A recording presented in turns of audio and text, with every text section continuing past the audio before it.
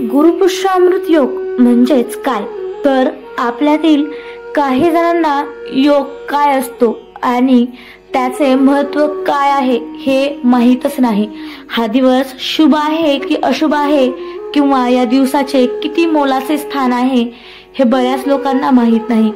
आज आपण आपल्या या व्हिडिओच्या माध्यमातून गुरुपुष्य अमृत योगाविषयी माहिती पाहणार आहोत. पुष्य नक्षत्र गुरुवारी आल्यास त्या योगास गुरुपुष्य अमृत योग असे म्हणतात. गुरुपुष्य अमृत योग फार क्वचितच बनतो. ज्या गुरुवारी पुष्य नक्षत्र येते त्या दिवशी गुरुपुष्य अमृत योग असतो. हा योग सर्व कार्यास शुभ मानला जातो. गुरुवारी पुष्य नक्षत्र असल्यास शुभ आणि अद्भुत फलदायी योग्य बनतो. या दिवशी तुम्ही सोने खरेदी करू शकता किंवा आणखी काही महत्त्वाची कामे करू शकता. नवीन व्यवसायही सुरू करू शकता. गुरुपुष्य अमृत या दिवशी करायचे काही उपाय तुमच्याशी शेअर करत आहे. गुरुपुष्य अमृत योग आहे या दिवशी आपण काही उपाय करायचे आहेत. या उपायांनी आपण श्रीहरी, भगवान विष्णू आणि माता लक्ष्मी यांना प्रसन्न करू शकतो. त्याचप्रमाणे आपल्या गुरूंना, आपल्या स्वामी समर्थ महाराजांना, दत्त महाराजांना पण प्रसन्न करून घेऊ शकतो. या दिवशी लवकर उठून आंघोळ करताना पाण्यामध्ये चिमूटभर हळद घालायची आहे. आंघोळ झाल्यानंतर आपल्या घराच्या अंगणात हळद आणि गोमूत्र टाकलेले पाणी शिंपडायचे आहे. त्याचबरोबर आपल्या घराच्या कानाकोपऱ्यात देखील हे पाणी शिंपडायचे आहे. तसेच हा उपाय आपण प्रत्येक गुरुवारी केला तरी चालतो, कारण असे पाणी शिंपडल्याने घरातील आणि घराजवळील परिसरातील नकारात्मकता दूर होते. हे सर्व झाल्यानंतर घराचा मुख्य दरवाजा स्वच्छ पुसावा. त्यावर गोमूत्र आणि हळद मिश्रणाने स्वास्तिक काढायचे आहे. त्यावर अक्षदा व्हायचा आहे. नंतर सर्व घराची साफसफाई करायची.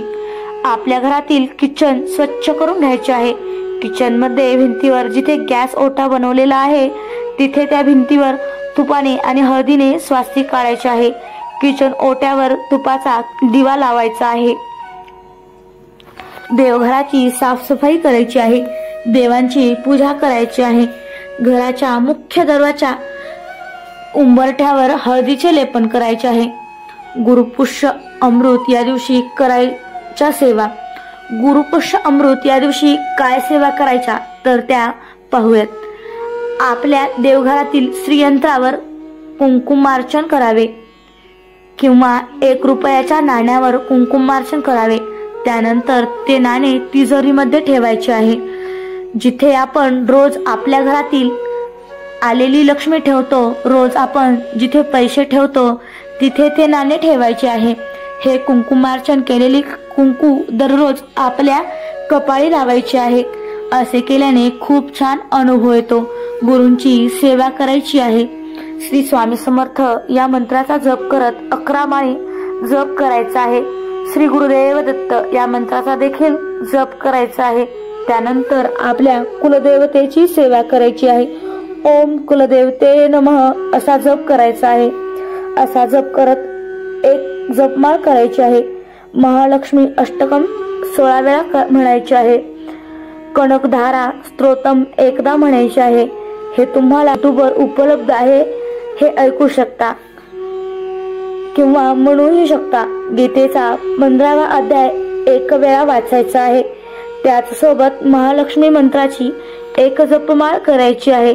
विष्णू गायत्री मंत्र, कुबेर मंत्र, नवार्णव मंत्र आणि मंत्राची देखील 1 जपमाळ करायची आहे.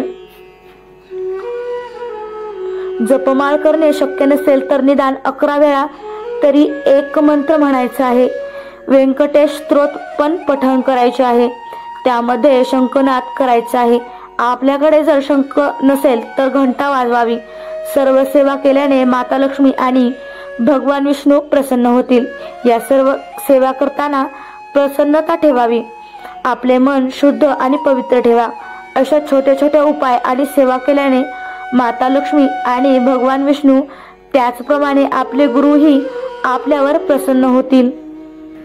21 ऑगस्ट 2025ला गुरुपुष्य अमृत योग आहे.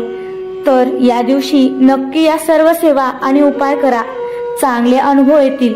गुरुपुष्य अमृत योग गुरुवारी सकाळी 5:56 उत्तरात्रीपर्यंत आहे. म्हणजेच तुम्ही दिवसभरात या सर्व सेवा करू शकता.